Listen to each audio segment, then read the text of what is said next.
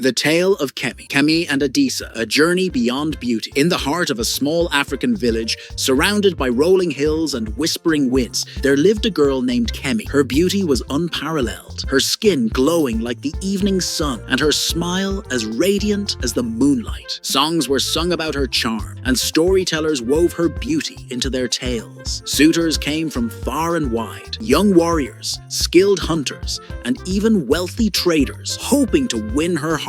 Yet Kemi turned them all away. Why settle for ordinary? She would ask her mother, a wise woman who spent her days weaving baskets by the fireside. I will marry no man unless he is the most handsome I've ever seen. Her mother would shake her head, her grey hair glinting in the firelight. Beauty fades, my child. Seek a kind heart, not just a fair face. But Kemi paid no heed. She dreamed of a man whose beauty could rival the gods themselves. One fateful day, as Kemi fetched water from the river, she noticed a man she had never seen before. He stood tall and proud, his skin glowing like polished ebony, his features sharp and divine, his eyes deep and mysterious, seemed to hold the secrets of the universe. I am Adisa, he said, his voice like the soothing rhythm of a drum. I've heard of your beauty and come to ask for your hand in marriage. Kemi was struck speechless. He was everything she had ever imagined. Without a second thought, she agreed. Their wedding was the grandest the village had ever seen, with drums and dances lasting for days. Adisa's charm captivated everyone, and Kemi's happiness seemed boundless. They built a home at the edge of the village, near a lush forest where the air was always fresh. But as the years rolled by, one thing weighed on Kemi's heart.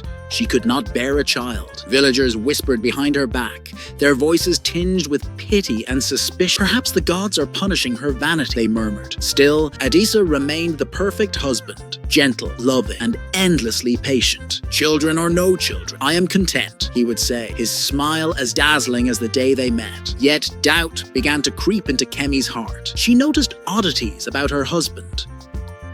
Sometimes he would disappear into the forest for hours, returning with no explanation. At night, she would hear strange, low murmurs, almost like the bellowing of a distant animal.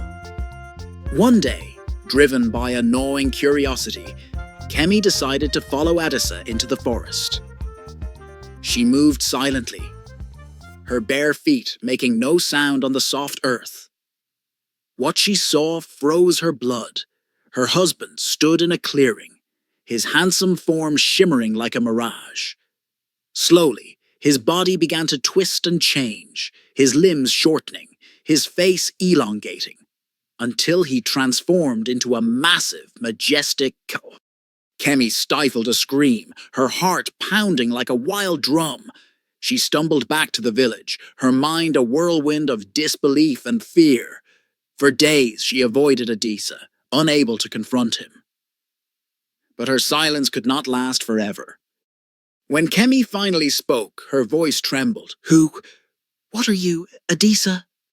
He looked at her with the same deep, mysterious eyes that had once captivated her. I am both man and beast, he said quietly. I loved you and gave you everything you desired. Does it matter what I truly am? Tears streamed down Kemi's face as she grappled with the truth. The man she had chosen for his beauty was not a man at all. Kemi's world was unraveling. She paced the small space of their home, her hands trembling as her thoughts churned. The love she once felt for Adisa was now laced with fear and confusion. Could she continue to live with a man who was not entirely human? Adisa remained calm, his gaze steady.